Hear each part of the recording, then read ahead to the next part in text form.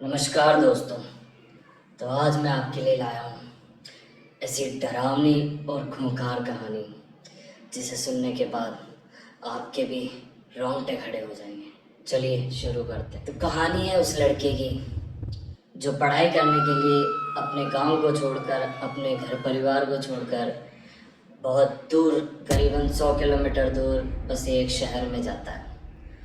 वहाँ वह अपने लिए बड़ी मुश्किल से एक किराए का कमरा ढूंढता है, लेकिन मकान मालिक उसे अपना घर किराए पे देते समय सिर्फ एक ही शर्त रखता है कि तुम चाहे कभी भी आओ, कभी भी जाओ, उससे कोई मतलब नहीं है, लेकिन ऊपर छत पे जो कमरा नंबर 203 है, तुम उसको कभी मत खोलना, उसके पास कभी मत जाना। रवि को शर्त तो बड़ी अजीब लगी, लेकिन उसने सोचा कि इतने सस्ते में जो उसे उसे ले लेता है, और उससे क्या मतलब कि ऊपर क्या है नीचे क्या है। तो उसने वो कमरा ले लिया। सब कुछ नॉर्मल चल रहा था। एक हफ्ता गुजरा, 2 हफ्ता गुजरा, लेकिन रवि को बड़ी अजीब सी एक चीज़ दिमाग में खटकने लगी कि दिन में तो सब कुछ ठीक था, लेकिन जैसे ही रात का समय होता था, ऊपर कमरे से खटखट की आवाज़ आने लगी। मानो ऐसा लग रहा था कि जैसे कोई अपने बड़े बड़े नाखूनों से उस गेट को खरोच रहा हो, उसे बाहर आने की कोशिश कर रहा हो। इन सभी चीज़ों के बीच एक रात ऐसी भी आई जब रवि को एक बहुत बुरा सपना आता है, और उस सपने में वो उसी कमरे को देखता है जिस कमरे को खोलने के लिए मकान मालिक ने उसे मना किया था। फिर उस कमरे से आवाज़ आती है कि रवि बेटा, मुझे बहुत गर्मी लग रही है, यहाँ बहुत घुटन है, ये कमरा खोलो। रवि को आवाज़ सुनकर ऐसा लगा कोई बूढ़ी औरत उसे पुकार रही है।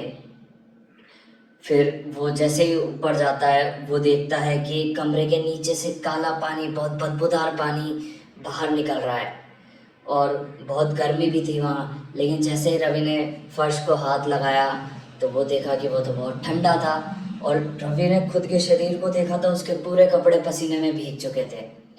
तभी वो अचानक नींद से खुलता है, और ये सब चीज़ें वो अपने मकान मालिक को बताता है।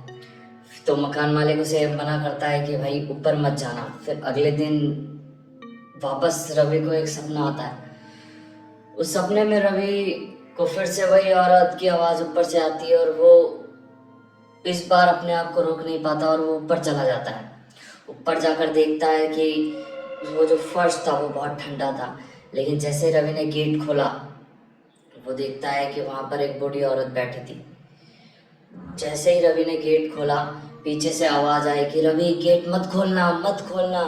लेकिन रवि बोलता है कि मैंने तो गेट खोल लिया।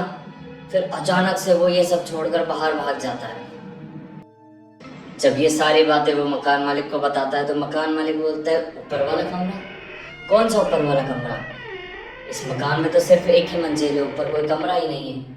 रवि शॉक हो जाता है कि ये क्या बोल रहा है, और बाहर निकल के जैसे ही वो ऊपर की तरफ देखता है तो सच में वहाँ कोई कमरा नहीं था। वहाँ सिर्फ एक सिंगल मंजिल का मकान था।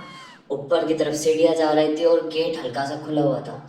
रवि ये सब देखकर, सोचकर अचंभे में पड़ जाता है, और उसे समझ आ जाता है कि उसके साथ बहुत बुरा होने वाला है।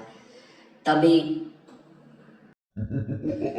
तभी सारे कन्फ्यूज़न दूर करने के लिए रवि अपनी छत पे जाता है, और छत पे जाके वो देखता है कि वहाँ सच में एक कमरा था।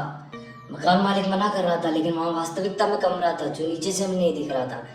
रवि जैसे उस कमरे के गेट खोलता है, वहाँ घनघोर अंधेरा था, और अंधेरे में एक इंसानी परछाई खड़ी थी, और वो मंद मंद मुस्करा रही थी।